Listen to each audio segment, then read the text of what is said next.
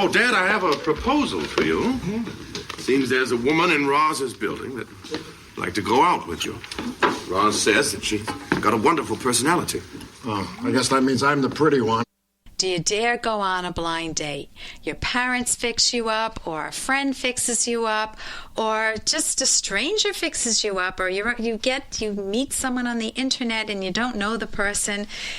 What is it like to go on a blind date? What are you up against if you're in the dating world? With me today is Dr. Don Kieffer. He's a clinical psychologist in the psychiatry department at Rhode Island Hospital. He's also a department chair at the New England Institute of Technology, and he's had his own matchmaking service, which is fabulous for a psychologist, and he's given workshops on becoming your own dating coach. Welcome, Dr. Don Kieffer. Thank you. So good to have you on the show again. When I think about blind dates, I went on many when I was, dating. And tell me a little bit about them. What difficulties do you run in, or what have you heard from your matchmaking services or your own personal experience? Well, I have a personal bias in favor of blind dates. It's one of my favorite mechanisms, and partly because it's how I met my wife. And I've been married now for 19 years. And what happened was, I talk a lot in the workshops about the importance of expanding your social network. That is, when you're at a point where you want to meet somebody, you want to look around for ways for doing that. And I was at a point in my life that I decided I needed to do that. And so I sort of was killing a few birds in one stone. I wanted to reduce my expenses because I wanted to invest some money in a business. And I just decided that I was going to move into a group house. And I figured that this would be a good way not only of reducing my expenses, but meeting some new people. And that's exactly what happened. I was only there for a few weeks, and one of my roommates had a girlfriend who was looking to date. And she had met me, and she thought that I might be good for her girlfriend, and one thing led to another, and I went out, and pretty much the rest is history. So I really, obviously, it gives me a special place in my heart for blind dates. But just in general, I think that it's a wonderful mechanism, and one of the main reasons is that you're starting off with a degree of credibility in terms of the source of the match, because typically you're going to be fixed up with people who like you, who know you to some degree, and who know the other person. And they're not somebody that's out in the case of, for instance, a dating service who's has an agenda of making the match so they can take some money from you. There's no objective like that. These are people that want to have other people connect. So that's one of the nice things about blind dates. These are when friends set you up on, or family members set you up on blind dates. Exactly. They're not going to set you up with a rotten person. No, because they know that you're going to tell them about it. Right. They'll hear They're from you. going to pay for it. Exactly. So it's a really, from that point of view, I think it's a nice way to start. One of the things I can caution people, though, if you're up for it, what I tell people is you need to let your network of friends and relatives know. You need to let them know that you are more than happy to be fixed up, because if you don't say anything, some people would be embarrassed or hesitant to approach you about it. They might think that you're giving them a message that I pity you, or you should be dating, or that kind of thing. So if I'm interested in blind dating, I really encourage people. I tell people to go out and just say to people, oh, by the way, no big deal. Say, by the way, I'm up for doing some dating right now. So if you run into anybody, let me know. I'd be happy to go out with them. And I will get callers who will call the show or send me letters, emails that are saying that, my friend, what does she think I am, pathetic? I haven't dated in 3 months, and now she wants to fix me up, and she thinks I'm pathetic. Exactly. And now, what am I, a loser? Right. And that is that interpretation there. And it's not at all, has nothing to do with being a loser. It has to do with the fact that with facing the reality of where we are in society. It is very different from, 50 years ago, where people used to hang out on the porch steps and, lazily hang out with the summer and walking along, and everybody knew everybody, and everybody stayed in the same town for 15, 20 years, et cetera, where there were chances for connections to happen. It's not that way anymore.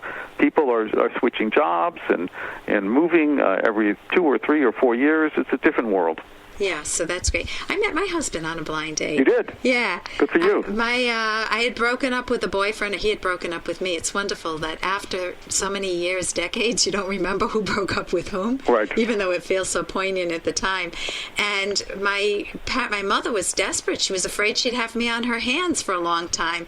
So she called all her friends and networked instead of me doing the networking, which would have been great. It's like, Helen's available. Please find her someone. So she's not here with me. And she's loving. She set me up on several dates. And when I met my husband, I wanted to marry him the first night. Wow. And we got married within 9 months. So I loved blind dates. Yeah. And my husband loved them. He went on many blind dates because he felt like you came in on an equal platform. It wasn't one person chasing the other. Yep. And there was more of an feeling like, well, you're both evaluating each other, but in a nice way. Yeah. Now, there's an alternative, by the way, that some people should think about. Like, if they don't like the idea of like being one-on-one with this, with this fix-up, that they feel like there's too much pressure. I call what I call the mock blind date that you can propose to your friends. If somebody approaches you and say, I have someone you'd like me that I'd like for them to meet you. You could say to them, I really don't want to be sitting across from a table just doing this interview thing, which is how some people unfortunately look at the first date. Mm-hmm. It doesn't have to be looked at that way, but that's how some people look at it. So I say to them, just suggest that they have a small gathering and to invite the other person there, so that it's not so obvious, that it just becomes sort of a whether it be a picnic or a cocktail party, and then it can happen more naturally. And what do you want to get to on the blind date? Again, you said the first date is always to get to the second date, but the second date, what are the key? What's the essence that you want to get to in terms of using that time well? First of all, I often tell people that the second date should really be very different from the first date. It should be in a different setting. It should not be like, first dates are typically sitting on at a table over like a cup of coffee or something like that. I think the second date should be more active. It should be maybe if the first one was in the nighttime, do it in the daytime. Maybe informal clothing, just things to loosen things up. Things that the main point of the date is not this heavy-duty interview, but it's really just to kind of spend some time with the person. So they're going on a picnic or going to the beach or a museum, not a movie, because movies depressing. Well, if the movie is bad, or you're not talking for like 2 hours, right? It is nice to at the end, you get to talk about your respective feelings of the movies, but that might go kind of flat after a while. So I dissuade movies for as a second date, but something active, going to a fair, a county fair, going for a drive, something where you can maybe walk around too. Being physically active relaxes people. So just experiencing that other person, what it would be like to be with that person rather than a detailed interview. Yeah, and just see how the conversation flows. People will just naturally, they often, unless they're super guarded, they'll little by little they'll start revealing things, and things that are important to you want to probe more quickly than others, basically. And you just got to play by ear. You don't want to come on too strong in the second date, that's for sure. Because the people are going, oh my God, what is going on here? It's an inquisition, kind of a thing. So you want to ask yourself, I know we're winding down on time, but the essence, like, what is it I want to know about this person? And you don't have to give yourself a whole laundry list, just 1 or 2 questions. Right. And then you spend the whole afternoon finding that out. Yeah, exactly. Well, thank you so much for joining us. This is Dr. Don Kieffer. Thank you for being here, Don, again. You're very welcome. Bye-bye. Bye-bye. And if you're dating, I wish you some wonderful dates and hopefully some wonderful success. I am Dr. Ellen. It's been great being with you this week on the Rational Basis of Happiness, and I look forward to being with you again next week. And always remember my website, drkenner.com, drkenner.com. Your future hasn't been written yet. No one's has. Your future is whatever you make it. So make it a good one.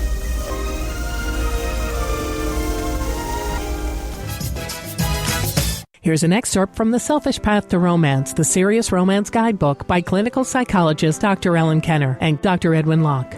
Often money problems are caused by unresolved psychological problems. A partner may have had a deprived childhood and desperately wants to make up for it by overspending or overworking. Such individuals may work 100 hours a week in order to become rich without enjoying the work or having time for their loved ones. Others may use money to show off as a way of gaining a false sense of self-esteem. Ironically, the joke is on the big spenders. Self-esteem comes from how one uses one's mind, not from any given amount of wealth and not from showing off. Earning a good living by productively doing something one loves builds genuine self-esteem. You can download Chapter 1 for free by going to drkenner.com, and you can buy the book at amazon.com.